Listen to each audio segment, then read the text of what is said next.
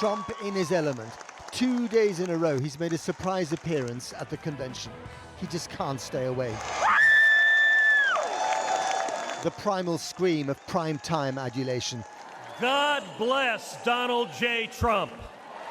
And the joy of watching his former opponents kiss the ring and nod to God. And for turning his head on Saturday as the shot was fired. Donald Trump has my strong endorsement, period. She had called him unhinged. Let's make the 45th president of the United States the 47th president of the United States. He had called him both too juvenile and too old. Together, we will make Donald Trump our president again. And he had described him as a con artist. A roll call of sycophancy that was only summoned after the assassination attempt to project party unity. What Trump cherishes most is loyalty, hence his reliance on family, in business and in politics. In the absence of Ivanka, there is Donald Jr., who lobbied hard for his friend J.D. Vance to become vice president.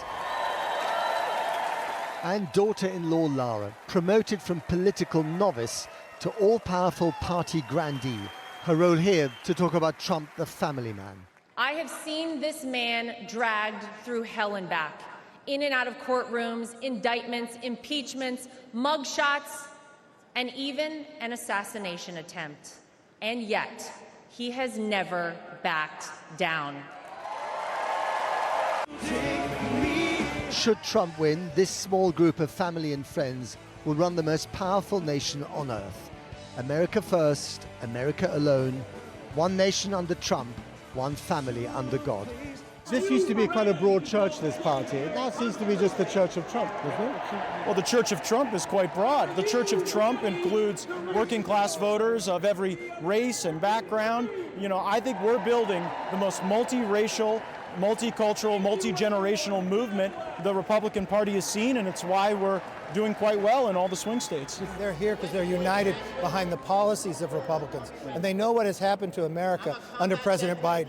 So much for the protestations of unity. Minutes later, these two old foes were at it again. Hey, if you took that stage, you would get booed off of it. You would get booed off the stage. There are splits here between nativists and globalists, between Wall Street and Main Street. But one thing they can all agree on: guns, even after their leader almost lost his life to one. Joe Biden, the president, said today he wants to ban AR-15, semi-automatic rifles, after the shooting at the weekend. Do you agree with him? Absolutely not. Why not? I own AR-15s. You do? I have a pink one. It's really scary. How many guns do you have? More than 20. You have more than 20 guns. And what do you do? Isn't that amazing? I'm a nurse. I work in Dallas, Texas. Hang on a minute. You're a nurse and you own 20 guns? Yes. Like previous conventions, this one feels like pageant and carnival. But this America is also becoming unrecognizable. Now, the convention began, of course, with much talk of unity after that attempt on Donald Trump's life. And as you saw, that was followed by former rivals lining up to praise the former president. As expected, the economy and illegal migration are high on the agenda. But so far, there's been relative silence on that other key Republican issue, like abortion. Here's Karen Woodley. Have the last 3 weeks shifted this race firmly in Donald Trump's favor? The debate disaster? Look, if Biden's NATO gaffes? I wouldn't have picked Vice President Trump to be vice president. And then the assassination attempt. As Donald Trump took to the convention stage, a bandaged survivor, it appeared as if he was riding a wave of good fortune. But away from these disciples, he's still unpopular, as is his rival Joe Biden. A quarter of Americans dislike both the main candidates. What will sway those voters, performance or policy? Biden used the Trump shooting to renew his call for an assault weapons ban. An AR-15 was used in the shooting of Donald Trump, just as it was an assault weapon that killed so many others, including children. It's time to outlaw them. Yet at the Republican convention, the talk was not of gun control after Trump's near-death experience, but of Democrats ushering in an era of violence with a clear scapegoat.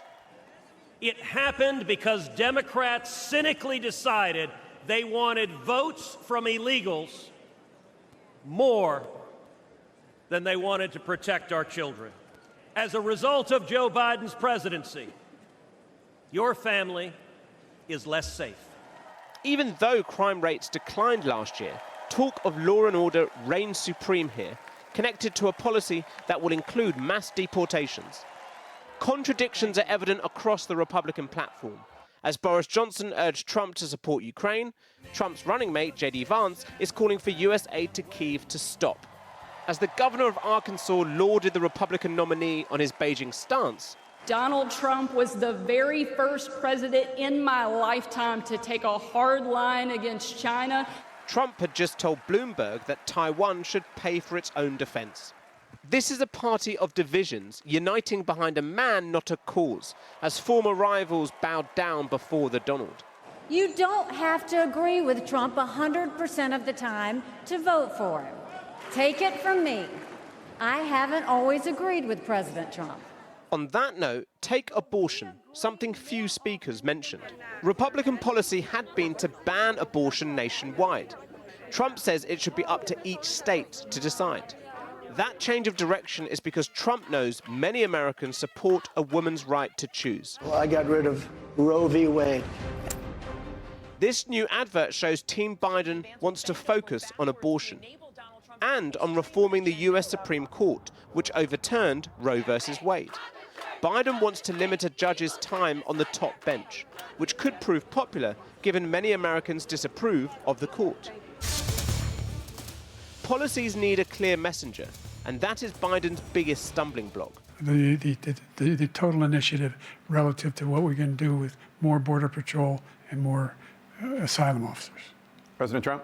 I really don't know what he said at the end of that sentence. And why a new poll found 2 in 3 Democrats want him to step aside. Elections are about performance, and the incumbent is up against a man who, even in his most perilous moment, can conjure an image that resonates. Now, 4 days after he tried to assassinate Donald Trump, Thomas Crooks's motives remain a mystery. Former classmates describe him as an intelligent loner who had few friends and was frequently bullied. But his political leanings are far from clear.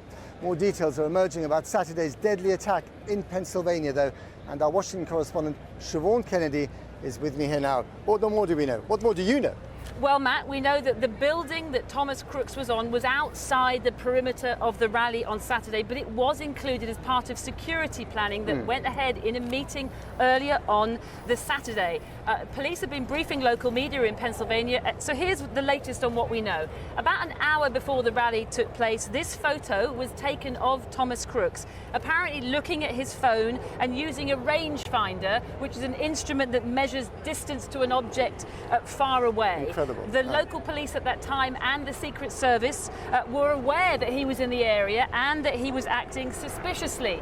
The photo was then circulated just after 5:30 p.m. In other words, a good half an hour before Donald Trump took to the stage. We also know that a local sniper team was positioned in one of the buildings next to the building that Mr. Crooks subsequently scaled.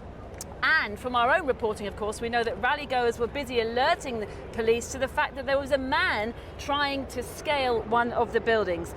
Then, as Donald Trump was speaking, we do know that 2 police officers finally made it to that building. One gave a leg up to the other. He looked over on the top of the building and could see Mr. Crooks lying there flat on his stomach.